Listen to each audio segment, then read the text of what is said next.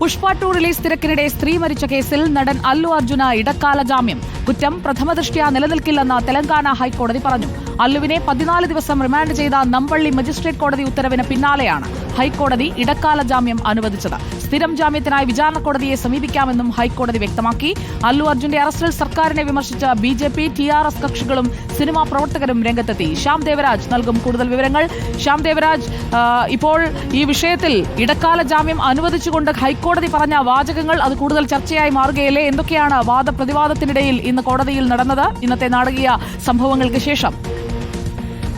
സുജയപാർവതി, Telugu super താരം അല്ലു അർജുന ഇടക്കാല ജാമ്യം ലഭിച്ചിരിക്കുന്നു എന്നതാണ് നടനെ സംബന്ധിച്ച് ഏറ്റവും ആശ്വാസകരമായ വാർത്തയാണ്. കാരണം ജയിലിന്റെ പടി കടന്ന് അകത്തേക്ക് കയറുമ്പോഴാണ് ഹൈക്കോടതി അല്ലു അർജുന് ജാമ്യം നൽകുന്നതെന്നാണ്, അതും ഇടക്കാല ജാമ്യം നൽകുന്നതെന്നാണ് ഏറ്റവും പ്രധാനപ്പെട്ട കാര്യവും.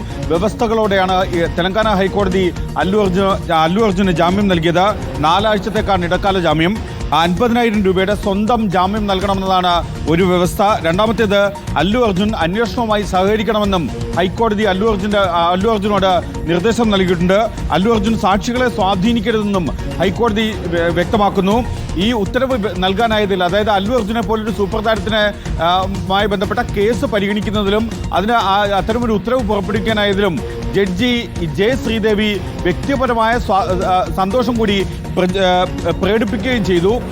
ഇതിൽ സാധാരണക്കാരനാണെങ്കിലും ജാമ്യം നൽകേണ്ടതാണ് എന്നായിരുന്നു ഹൈക്കോടതിയുടെ ഒരു ഘട്ടത്തിലുള്ള നിരീക്ഷണം. ഹൈക്കോടതി ഇത് ജാമ്യം നൽകാനുള്ള കേസല്ല ഇതെന്നായിരുന്നു പ്രോസിക്യൂഷൻ ശക്തമായി ഈ ജാമ്യാപേക്ഷയെ എതിർത്ത് നിലപാടെടുത്തത്. കാരണം ഇത് FIR റദ്ദാക്കാൻ വേണ്ടിയുള്ള ഹർജിയാണ് ഹൈക്കോടതിയിൽ നൽകിയിരുന്നത്.